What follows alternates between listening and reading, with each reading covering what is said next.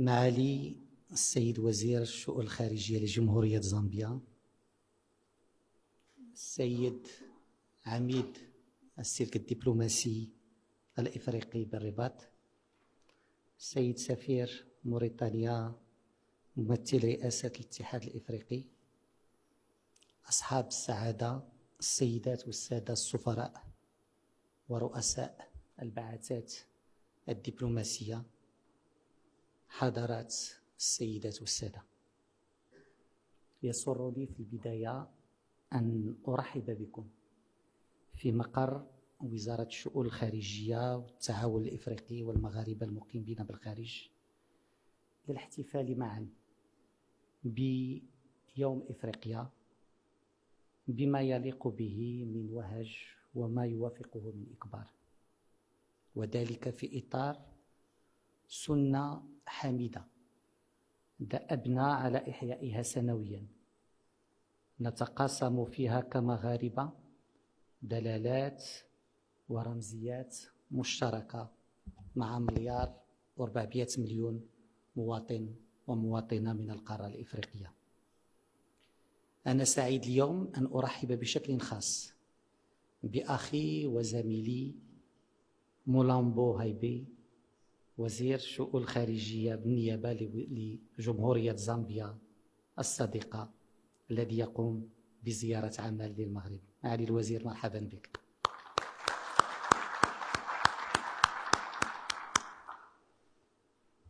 على غرار كل سنة يجسد هذا التخليد لحظة اعتزاز عميقة بالتضامن الإفريقي، وهو مناسبة للاحتفاء بهويتنا الإفريقية بسائر روافدها وبثقافتنا الإفريقية بشتى تجلياتها، وكذلك لاستحضار تاريخنا الإفريقي المشترك بكل تراثه. وإذا كان التاريخ القديم يحفل بصور كثيرة سياسية واقتصادية وروحية لعلاقات سلاطين المغاربة بإفريقيا، فإن التاريخ الحديث لا يقل غنى بمحطات برهن فيها ملوك المغرب منذ الاستقلال على تشبثهم بالقارة الأم وغيرتهم على استقلالها ودعمهم لحركات التحرر الحق بها وتعبئتهم من أجل اندماجها ووحدتها. وهو ما أكد عليه جلالة الملك محمد السادس أمام القمة الإفريقية بكيغالي في 2016، حيث قال جلالته: أتوجه إليكم بصفتي حفيد جلالة الملك محمد الخامس، أحد أقوى رموز تحرر الوعي الإفريقي، وواحد من الرواد الملتزمين إلى جانب الرؤساء جمال عبد الناصر، فرحات عباس، موديبو كايتا، سيكو توري وكوامي نكروما، صناع قمة الدار البيضاء التاريخية سنة 1961 التي أعلنت بطاقة إفريقيا متحررة وأسست للاندماج الإفريقي.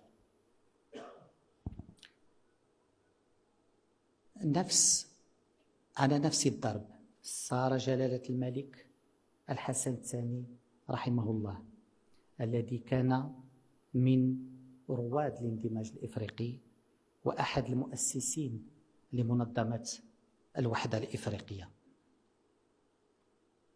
واليوم وبنفس المنطق وبنفس الفكر يسير جلالة الملك محمد السادس على نفس النهج لتأكيد حضور إفريقيا في الأجندة السياسية المغربية. جلالة الملك محمد السادس الذي ساهم وبشكل كبير في أولا عودة المغرب إلى أسرته الإفريقية، وثانيا إلى وضع إفريقيا في صلب السياسة الخارجية المغربية. فمن منطلق هذه العلاقة المتجذرة بين المملكة المغربية والقارة الإفريقية، من منطلق كذلك هذا الاحتفال اليوم والذي أردناه كاحتفال حول التربية والتعليم كأساسين لاندماج إفريقيا ولتطور إفريقيا. وإذا سمحت لي في هذه الكلمة سأحاول أن ألمس هذين الجانبين، العلاقة القوية بين المملكة المغربية وإفريقيا من جهة من منطلق السياسة الإفريقية لجلالة الملك، ومن جهة أخرى دور التربية كأساس وكرافعة لتحقيق التنمية في إفريقيا. بالنظر إلى حضور شخصيات أجنبية وغيرها غادي تسمحوا لي غادي نقلب إلى اللغة الفرنسية. Excellences, Mesdames et Messieurs, beaucoup observent l'action soutenue du Maroc en Afrique, parfois avec admiration, d'autres fois avec jalousie, mais toujours avec intérêt. Que représente l'Afrique pour le Maroc? Comment se décline la politique africaine du royaume? Quel ressort anime cette politique? La vision royale de la politique africaine du Maroc répond à toutes ces interrogations. De mon point de vue, 3 discours royaux prononcés justement depuis 3 grandes capitales africaines, à Abidjan en 2014, à Dakar en 2016 et à Addis Abeba en 2017, déclinent des marqueurs ou des constantes de cette vision royale et en forment le fil d'Ariane. Permettez-moi de partager avec vous très brièvement ces constantes et ces marqueurs. Le premier marqueur de la politique africaine de Sa Majesté le roi Mohammed VI est que la politique africaine du Maroc est une politique d'appartenance et non de voisinage.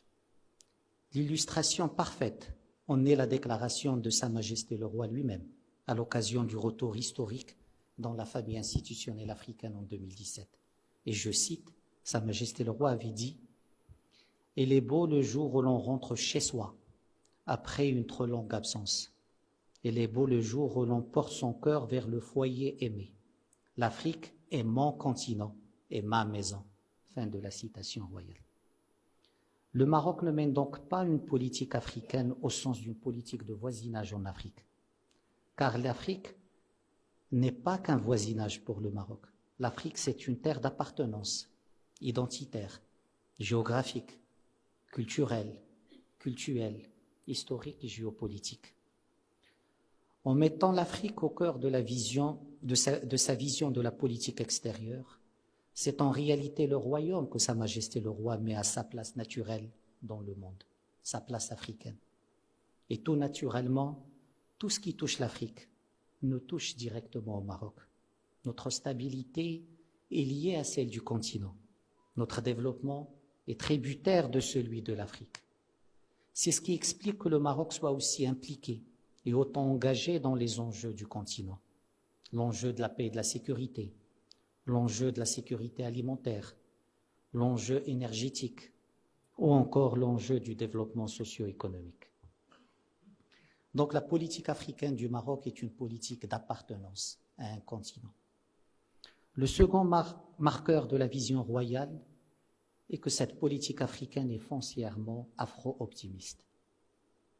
Si Sa Majesté le roi Mohammed VI a placé l'Afrique au cœur des priorités internationales du Maroc, c'est aussi parce que le souverain croit profondément en Afrique. Là où d'autres parlent de désespoir en Afrique, le souverain décèle le potentiel. Là où certains optent pour des solutions de facilité, Sa Majesté le roi préconise les traitements de fond pour développer des solutions durables. Et là où beaucoup voient des problèmes, le Maroc, son souverain, voit des opportunités. Car l'afro-optimisme du Maroc est aussi un afro-pragmatisme. Il est fondé sur le constat objectif que notre continent est outillé pour émerger comme l'un des pôles majeurs de la croissance mondiale, et il y arrivera. Cette Afrique qui émerge, le souverain la visualise et la décrit dans son message au 27e sommet de l'Union africaine à Kigali en juillet 2016. Et je cite, « L'Afrique, si longtemps négligée, est devenue incontournable. l'ère où l'Afrique n'était qu'un objet dans les relations internationales est révolue.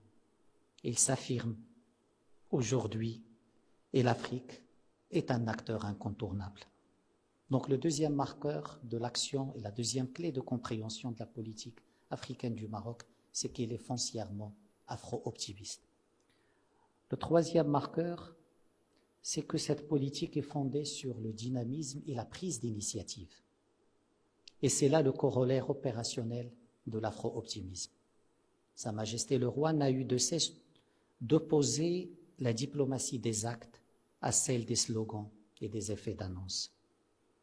Dans ses discours les plus solennels, le souverain a insisté plus d'une fois sur cet esprit d'initiative.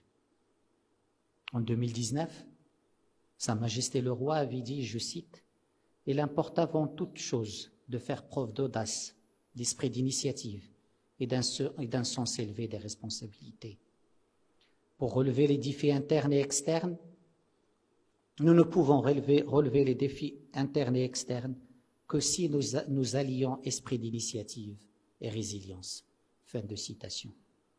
Ceci est très révélateur de l'esprit de Sa Majesté le Roi, que Sa Majesté le Roi tient à imprimer à la diplomatie marocaine, particulièrement en Afrique. Une diplomatie d'action, une diplomatie d'impulsion pour répondre aux enjeux du continent de manière collective. Une diplomatie où l'initiative n'est pas du bougisme, mais du militantisme au service d'une vision. Tout au long de son règne, Sa Majesté le Roi a répondu à différents enjeux du continent par autant d'initiatives. À l'enjeu de l'aide publique au développement, le souverain a répondu en 2000 par l'annulation de la dette des pays africains les moins avancés et à la levée totale des droits de douane à leurs produits. À l'enjeu du changement climatique, Sa Majesté le Roi a répondu par la convocation en 2016 du premier sommet africain pour l'action et la création des 3 commissions continentales pour les changements climatiques. À l'enjeu de l'agriculture, le souverain a répondu par l'initiative AAA pour l'adaptation de l'agriculture africaine. À l'enjeu de la sécurité sanitaire, le souverain a répondu en pleine pandémie par un appel à l'établissement d'un cadre opérationnel pour accompagner les États africains dans leur quête de souveraineté vaccinale. Et récemment, toujours dans le domaine sanitaire, par le lancement d'un processus africain pour la réduction des risques de santé. Aux contraintes des pays frères du Sahel, le souverain a répondu par l'initiative royale visant à favoriser l'accès des États du Sahel à l'océan Atlantique. Et face au manque de structures, d'organisation de l'espace atlantique africain, le souverain a conçu le processus de Rabat des États africains atlantiques. Et dans chacune de ces initiatives, il y a toujours une quête de concret, un souci de suivi étroit, une volonté constante d'élaboration conjointe et de mise en œuvre collective et de co-appropriation par les États africains frères. Car s'il n'y a pas de solidarité qui tienne sans un engagement concret et durable au-delà de l'urgence, il n'y a pas non plus d'initiatives qui réussissent sans investissement constant dans des relations politiques étroites, combinées à des partenariats économiques gagnant-gagnant avec un impact au service de la population. Et ça me ramène au 4e marqueur, ou à la 4e clé de lecture de cette vision royale, qui est celle de la confiance dans la coopération intra-africaine, dans le cadre d'une coopération sud-sud, et selon une logique de réponse africaine aux défis africains. L'Afrique doit faire confiance à l'Afrique, affirmait le souverain dans son discours d'Abidjan en 2014. En effet, pour Sa Majesté le Roi, l'émergence de l'Afrique est tributaire de sa capacité à prendre son destin en main et à apporter à ces défis des solutions propres, des solutions adaptées, innovantes et créatives, pensées par les Africains, pour les Africains et à travers des mécanismes africains. Cette exigence de réponse africaine aux défis africains, le Maroc se l'applique à lui-même, au premier chef, en développant une politique fondée sur l'échange d'expériences.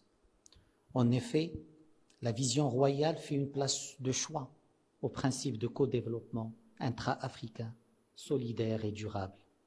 Et là, à travers la coopération sud-sud. C'est en Afrique que le souverain a effectué le plus grand nombre de visites depuis le début de son règne, plus d'une cinquantaine de visites. C'est avec l'Afrique que le Maroc a le réseau conventionnel le plus dense, avec plus de 1500 instruments de coopération, accords, PV, déclarations, liant le royaume à plus de 80 des pays africains et couvrant des domaines aussi variés que l'enseignement supérieur, la formation des cadres, la santé, les infrastructures, les énergies renouvelables, l'assainissement et l'eau potable. C'est aussi dans les pays africains frères, aux quatre coins du continent, que se déploient les grands projets socio-économiques lancés par Sa Majesté le Roi, essentiellement tournés vers le développement humain. Et c'est en Afrique, aujourd'hui, qu'on a le réseau diplomatique le plus important. Plus de 45% de notre réseau diplomatique se trouve aujourd'hui en Afrique, avec 41 ambassades, dont une quinzaine ont été ouvertes rien qu'au cours des 5 dernières années. Cela me ramène au 5e marqueur, et je m'arrêterai là, qui est la centralité de l'élément humain dans la vision africaine de Sa Majesté le Roi. Les visites royales dans les pays africains frères, et il y en a eu une cinquantaine, comme je l'ai dit, dans une trentaine de pays, ces visites royales n'ont jamais été des visites protocolaires. À chaque fois, ils ont été des visites de contact, de connaissance avec les réalités de ces pays frères, de leurs dirigeants, de leurs élites, les élites politiques, économiques, intellectuelles, culturelles, des visites de prise de contact aussi avec leur jeunesse et ses aspirations. C'est de là que provient la triple conviction de Sa Majesté le Roi Mohammed VI. D'abord que l'émergence de l'Afrique sera portée par les Africains. Ensuite que le capital humain est la plus grande richesse de l'Afrique. Et troisièmement que le dividende démographique sera le catalyseur de la transformation de l'Afrique et de son développement durable. C'est de là que vient aussi la centralité accordée par le Maroc à la dimension humaine dans sa coopération avec les pays africains.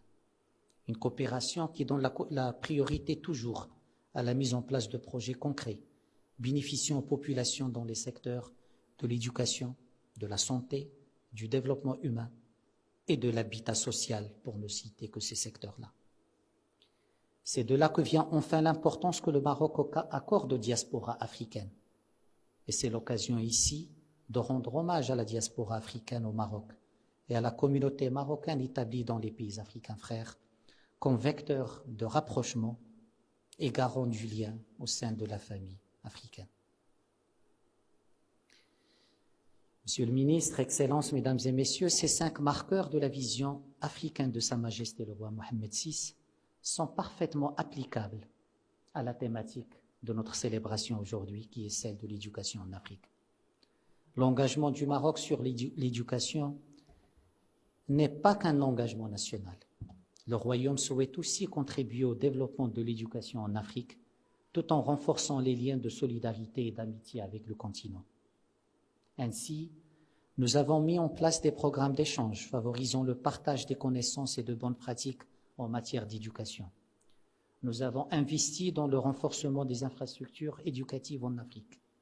Et surtout, le Maroc s'est équipé pour devenir aujourd'hui une destination de choix pour les étudiants africains. Et cela est pour nous un motif de fierté et d'humilité à la fois. Au cours de l'année universitaire 2023-2024, nous avons eu le plaisir d'accueillir au sein de nos établissements 1592 étudiants africains, issus de 43 pays, dans un nombre significatif et boursiers de l'État marocain. Les étudiants africains sont présents dans toutes les régions du Maroc, y compris dans les villes telles que Laayoune, ou Dakhla, ou Oujda, ou Tanger, où plusieurs centaines d'entre eux ont trouvé un lieu d'études. Au total, 3000 étudiants originaires de 36 pays africains sont actuellement hébergés dans nos cités universitaires et internats. Ce réseau étendu et diversifié favorise une parfaite intégration des étudiants africains dans le tissu éducatif et social marocain. Ces étudiants sont autant d'ambassadeurs de leur pays au Maroc que le Maroc dans leur pays. Ils portent un enrichissement intellectuel et culturel mutuel et contribuent à la diffusion d'une culture de fraternité qui constitue pour nous la parfaite illustration de la mobilité positive que nous appelons de nos vœux. La coopération dans la formation des diplomates répond à la même logique.